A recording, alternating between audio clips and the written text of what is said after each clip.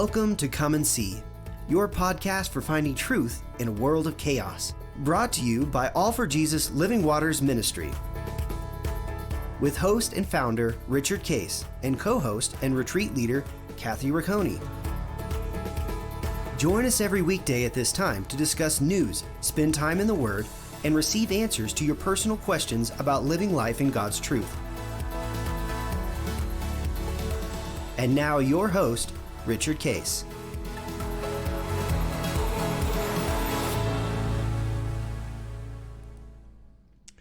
Well, good morning, Kathy. Here we are. Actually, this is taping, or this is going to be broadcast on Monday, May the 16th. Wow. This is a Monday, and pretty soon, we'll be able to actually find out how you did on your trip that you took a week or so ago. Weeks ago, right? So we, because of the trip, it's kind of funny the way we do this is because we, the trips and things we have to take, or not have to, we get the privilege of doing.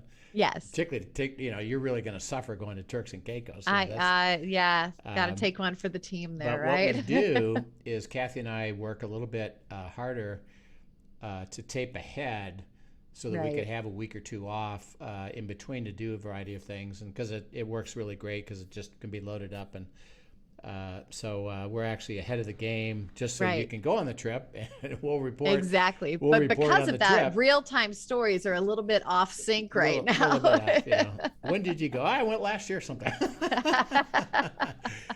Also, I just got good news. What's that? Well, you and I prayed for our daughter, Michelle. Yes. My daughter, Michelle, is in the hospital. She's been in the hospital. She had a COVID, back in December, January, actually. She had COVID.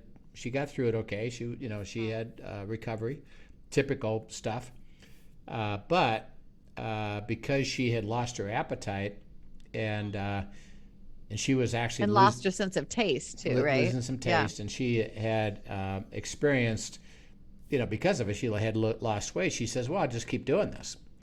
And so she's very disciplined. So she kept doing it. She was losing weight, but she wasn't eating things to bring nutrition into her body, and she wasn't taking any vitamins, any supplements. Right. So she depleted, not knowing it. She just got weaker and weaker and weaker. But Michelle, my daughter's like an iron woman. It's like, well, I can handle this. Well, Linda, a week or so ago, went over and saw that, man, you're really struggling. Okay, we're going to the hospital. Well, the hospital said, yeah, your chemistries are real bad. I mean, really bad. You're in trouble. And you got to get these replenished. And so you and I were just praying that she today would be able to be released and go to the next. She has to go to a therapy for her legs to get those back muscles rehab back. Center to kind of strengthen, right? Yeah, and they do that for 3 or 4 days, and then she'll be fine. So I just got the call that Linda said it looks like she's going to get there today. Yay! So excellent! Yay, God! It's cool. That covenant life, again, as we've said, doesn't remove us from absence of trouble, but rather recovery, restoration, healing, from the trouble. So it's a great. And we have to story. walk with him back into that. That's right. And he can do it. He does do it and wants to do it. So as we've been talking about the covenant, we've been going through our responsibility. Remember, a covenant is a two-way agreement. We use the analogy of you selling your dad's house that you're ready to give the title, then they got to show up with the money. Right. There's two parts to the agreement. Yeah. By the way, I just thought about this actually. We sold my wife's Range Rover. Did you? Yeah. So the way that we operate is Michelle. She gets a company car and it's a Range Rover. She drives it for 3 years, and then she gets a new one, and then we buy the old one. And we drive it for 3 or 4 years. Oh, nice. So this is 6 or 7 years old. Between the two of them, they only got 50-some thousand miles on it. in Oh, you're kidding. 6.5 years. So it's They pretty, do not pretty good drive shape. as much as we drive No, around here. No, they don't. Because of the situation with supply chain, is you can't really go down to the automobile lot and just buy a new car. Right. As you experienced, how long did Dan wait for the Bronco? We waited. He ordered it in August and we got it in April. Yeah. So yeah, that was a long wait. Yeah. Have you driven it yet? And, I have. Yeah, it's fun, We've been isn't having it? a lot of Isn't fun it with it. Yeah. We even it didn't matter, by the way, that it was 55 degrees out the other day. We took the top off, we took all the doors off, and loaded all the kids up and went out for an adventure and just had a ball. That's fun. So because of it, we've actually placed an order for a car, and Linda Michelle, because of Range Rover, you can't. The guy said, don't even think of getting a new car. You could order it today. It's even if you ordered it today, she said likely it'll be a year before you even think of getting it. And wow. she's got her car's be almost 3 years old, and she. We were driving it because of the going back and forth to the hospital. She has dogs, so we're taking care of her dogs. It's got 22,000 miles on it. Wow. And I just said, you know what? Keep that car. Yeah. You just keep it, and That's you a can great buy. car. You can keep it. Don't sell it to us, and don't order a new one until maybe it smooths out, and we'll go order a new one. So we've ordered not a Range Rover but something else, and looks like it's going to come in. And so because it's coming in, and it's really fascinating, by the way. This is a Lexus from Toyota, basically makes Lexus. Yeah, that's what I drive is a Lexus. And they ship them from Japan. So the guy says, okay, it's coming. And he sends me the link of the ship. Right. That it's on. So you can watch it in its journey. We can watch it across the ocean coming to the port. And Lexus, Toyota, actually I teach this in a management process that I teach is, and we talk about this all the time in our spiritual walk, is, well, now what?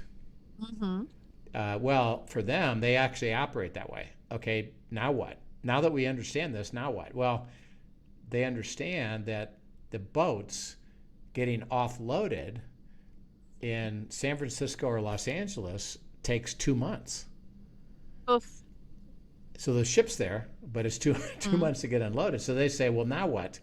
Well, they said Vancouver, Canada, they'll do it. They can do it. So they diverted it. They're diverting it to Vancouver.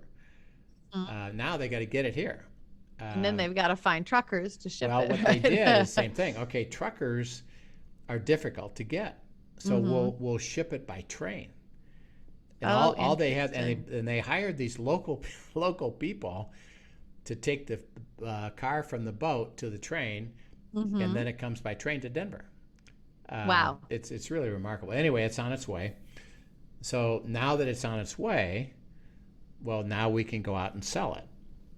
So because it's better in this market not to trade your car in, because you can sell it. Because why? Well, everybody's looking for a car. Right. And used cars, they, with the numbers that came out, they said they have increased 35%. Exactly right. From this time last year. So we basically, you're much more valuable, smart to sell. We basically drove it for 3 years and almost are selling it for what we paid for it.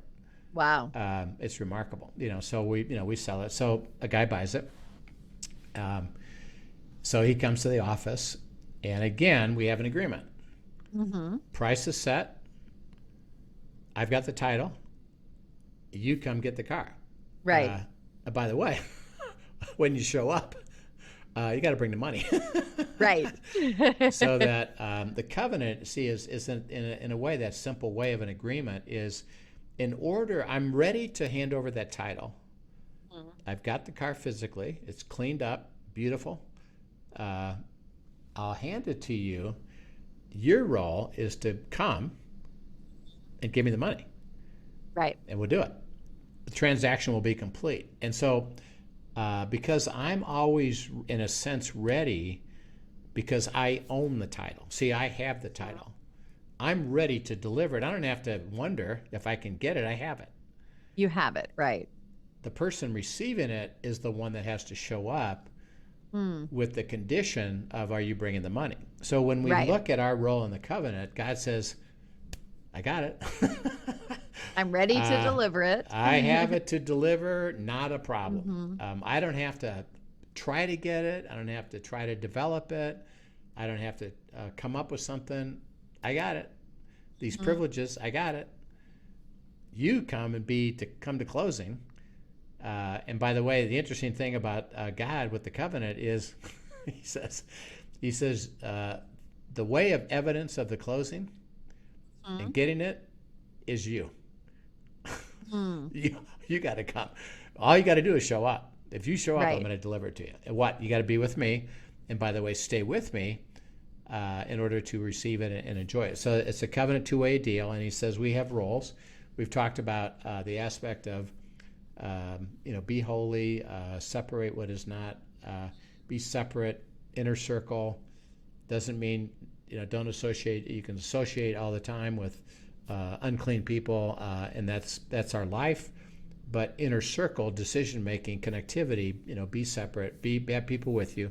Well, this next one is this aspect of obedience and faithfulness, which we really have to get into, because if we just label it that, okay, you got to be obedient to receive the covenant. In a sense, what would you think? If that's the requirement, what would you think? That it has to be earned. Yeah, and I'm probably not going to be very good at this.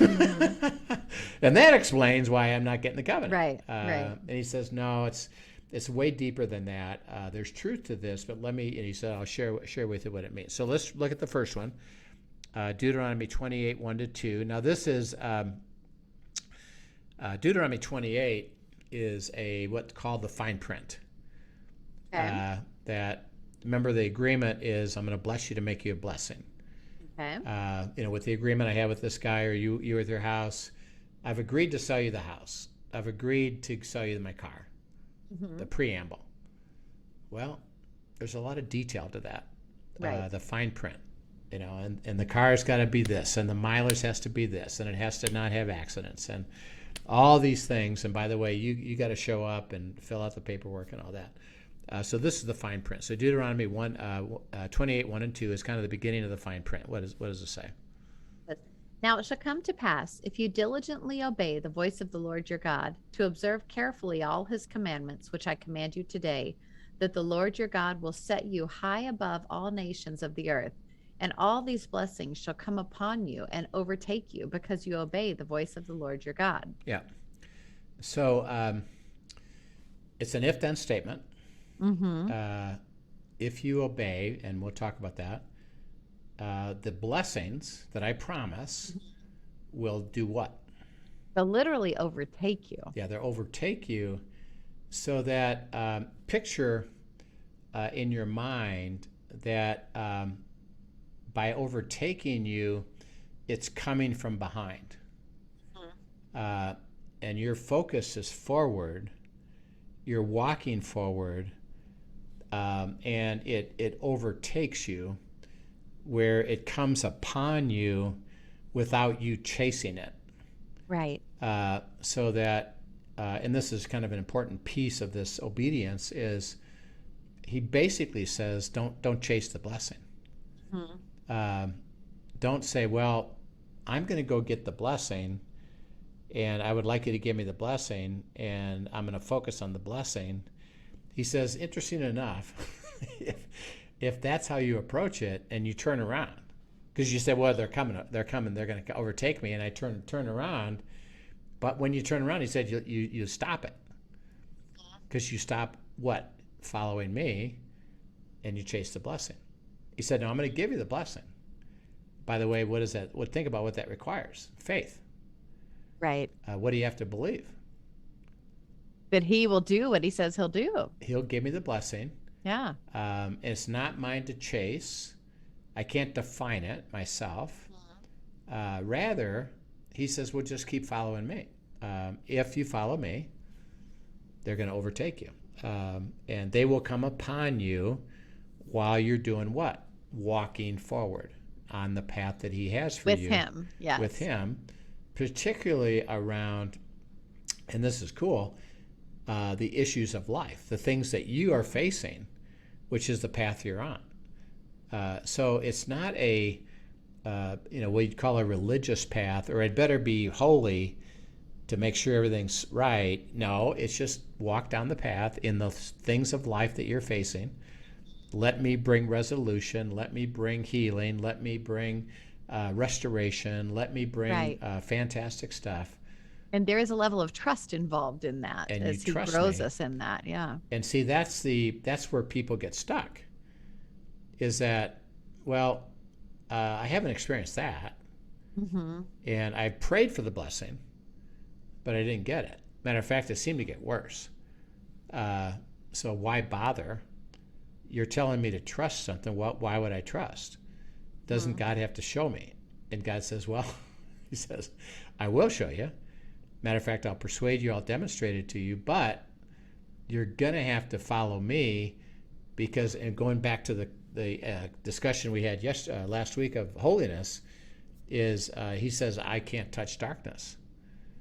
So you're going to have to be with me for me to deliver it to you, and all I'm asking you to do is come with me and I'll cover you.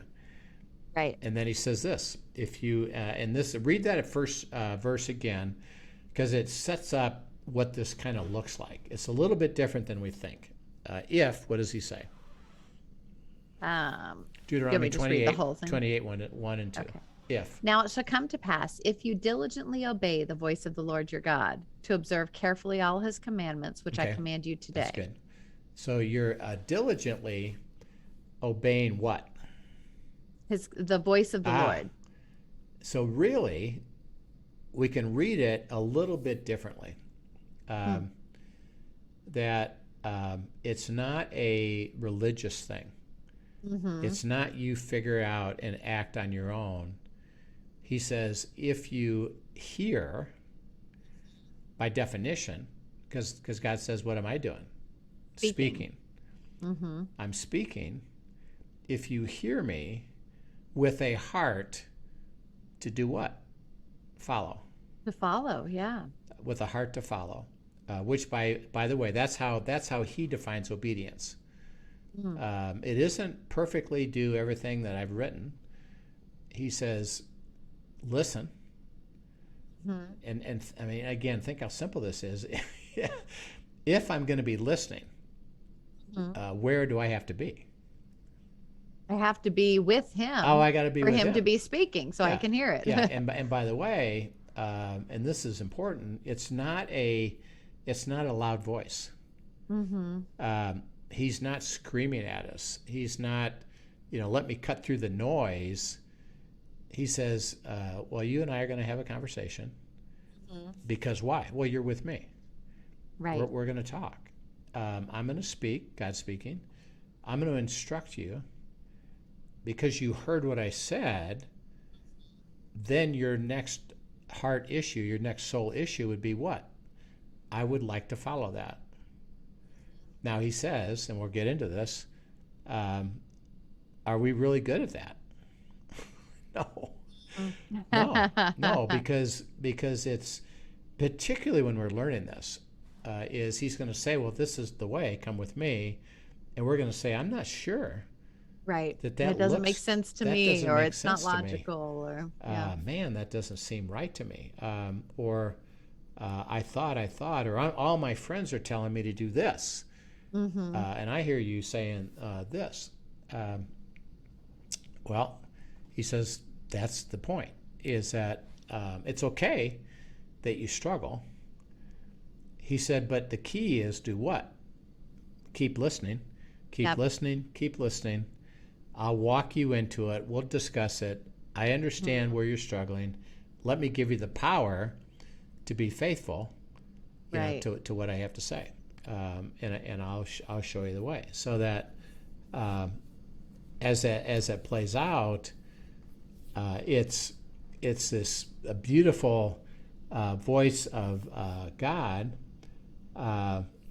who is directing you.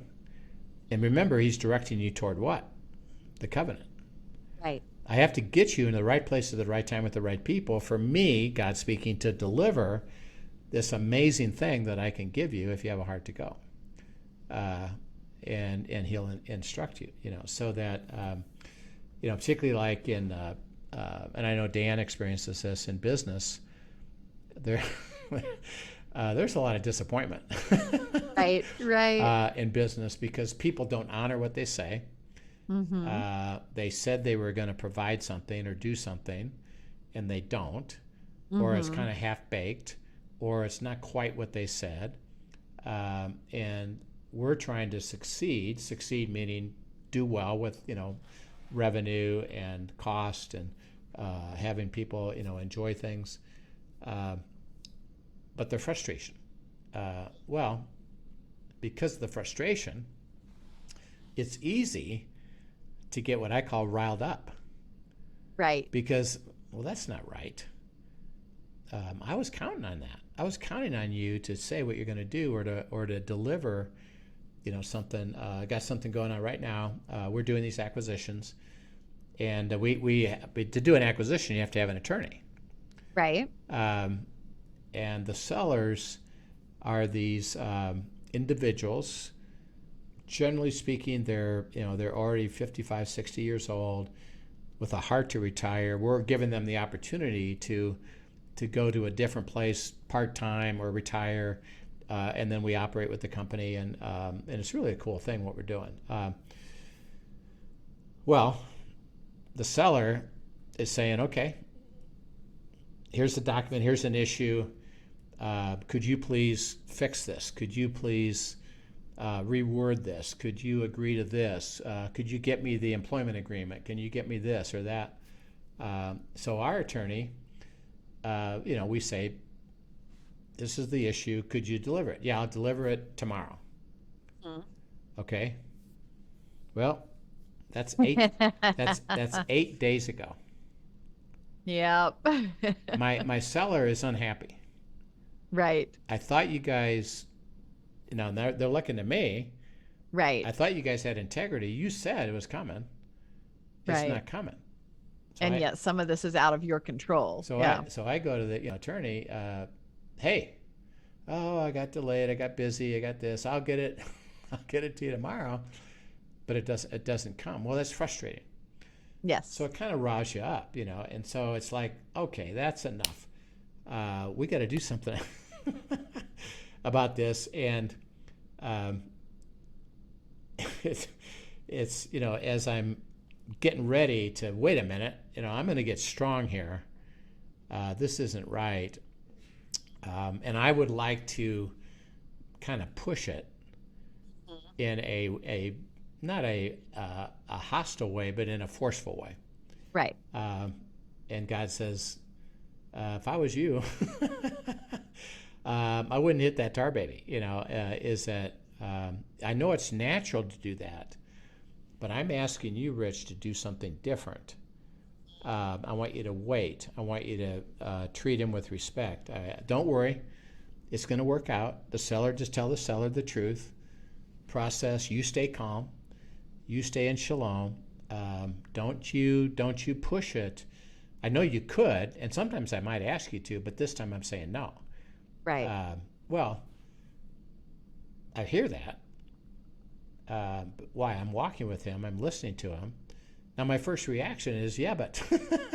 Right. He says, I know. I know this is hard. I know this is a struggle, but I'm telling you, trust me, because I'm speaking to you something that the world would do differently. The self would do differently, but I'm telling you the way I'm going to do it is this way. By the way, guess what? If you do, the blessing will what? Overtake you. It's going to come on you, and it's working more than you think. Okay. Mm-hmm. So it's not the struggle that he's talking about, well, you got to be perfect, you'll be obedient, and if you struggle with disobedience, he says, in a sense, disobedience is, you heard what I said, and I basically say what? I don't care. I'm going to do it anyway. That's when disobedience becomes disqualifying us from receiving the covenant. Not that we're struggling with it, but rather I heard it, but I'm rejecting it. Right. And you're choosing self instead. So your disobedience is really what? I'm disobeying the relationship. That's interesting. Yeah, it really is. And so it's that it's specific. It's about this particular thing, but it's a heart thing. Now, this is kind of funny, but think of it. It's a heart thing, but it does play out in how you respond out of the heart. Out of the heart, and then ultimately following him into the truth of, okay, right. All right, I got it. I receive it. I'm going to do that. I follow it because I believe something that, well, that's where I'm going to get blessed. Why would I not? Right. But the interesting thing is that it's really a deep truth about obedience. In order for me to be obedient, I have to do what? I have to hear what? Right. What the Father's saying. What he's speaking to me. Which means by definition, I'm with him. Right. Okay, now, if I hear nothing, where am I? Not with him. I'm not with him by definition. I've already walked away and I'm in the self. I'm already disobedient per se. Why? I can't even hear what he has to say to me. I've decided already I'm going to go do my own thing. He says, you're already in disobedience by definition because you can't hear a thing I'm saying to you. How are you going to know what to do? Well, you're not even with me to know what to do. So that's why this disobedience is really pure in a sense is, there's two phases to it. Well, come with me, which is your first step of obedience. I'll speak. I'll tell you what to do.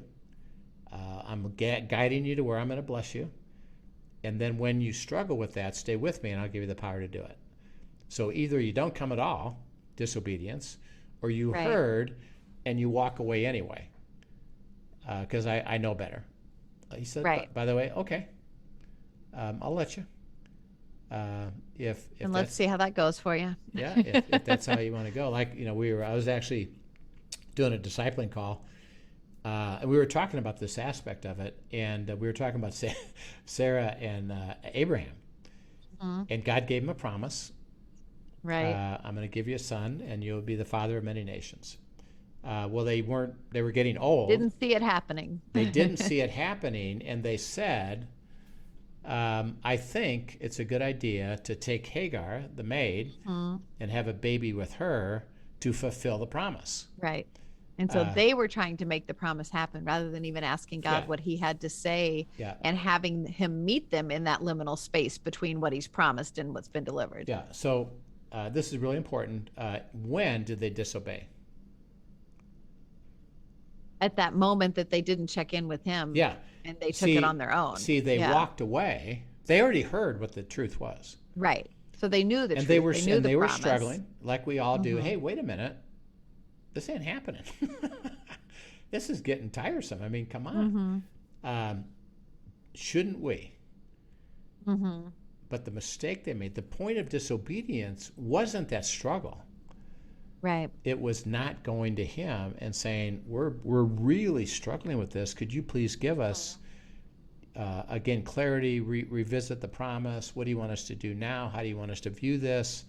God would have done it. And said, that whole time, interesting enough, you're being obedient. By what? Staying with me. Your disobedience was not even caring what I had to say about it and going to decide on your own. And here's what I said to everybody. I said, what do you think about God letting that happen? And it kind of struck them. Like,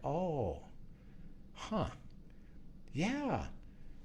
God didn't say, well, I'm going to make it so that you follow me anyway, that you don't make this mistake, which, by the way, is a gigantic mistake that they made, and setting up basically the Right. Arabs versus Israel. I mean, There were significant repercussions there. that's into our life, and that big consequences. But God said, if you choose to walk away, I'm not going to stop you and prevent you from it. If you have a heart to stay with me, I'll get you through the struggle, and you will become obedient. So if you hear my voice and you then obey by what? Staying with me until you follow my instruction. And the points of disobedience are either you don't even come to hear, which is, by the way, most believers, or you heard and you just said, I can't do it, and I'm going to go do my own thing. He says, okay, it's not going to work well for you. And by the way, I can't deliver what? I can't deliver the covenant to you. Right. So stay with me, stay with me, stay with me. So we'll pick this up again tomorrow. A really important subject of obedience and this aspect of our faithfulness to that. And we're trying to help define it. It's not a mechanical thing. It's a heart thing. So right. We will. And I love even. I'm just going to highlight real quick that, and we can pick this up too. But that obedience, sometimes when you're talking about what you just described, absolutely requires a level of endurance and perseverance. Right. Of leaning into Him during that as He carries us in the waiting. That's right. And so that's an important thing that I think so many of us lack. And any given day, I can lack that. Yep. That's right. That's right. So. Well, we'll pick it up tomorrow. Again, if you have questions, send it questions@afjministry.com, questions@afjministry.com. Put it on the YouTube. We'd be happy to answer any particular things that you're struggling with, particularly about this aspect of what does it really look like to be obedient, and how does that work, and what does that mean to listen and hear. So we'll pick that up again tomorrow. Sounds great. Have a great afternoon. Thank you for joining us, everyone. As always, it is a pleasure. Yeah, have a really great is. afternoon. Yep. We'll see you tomorrow. Thank you for joining us for today's episode of Come and See, your podcast for truth in a world of chaos. Brought to you by All for Jesus Living Waters Ministry. Send us your questions and comments, and tune in tomorrow for more answers to your personal questions about living life in God's truth. Remember, God's will is best and none better. His truth brings peace in this world of chaos.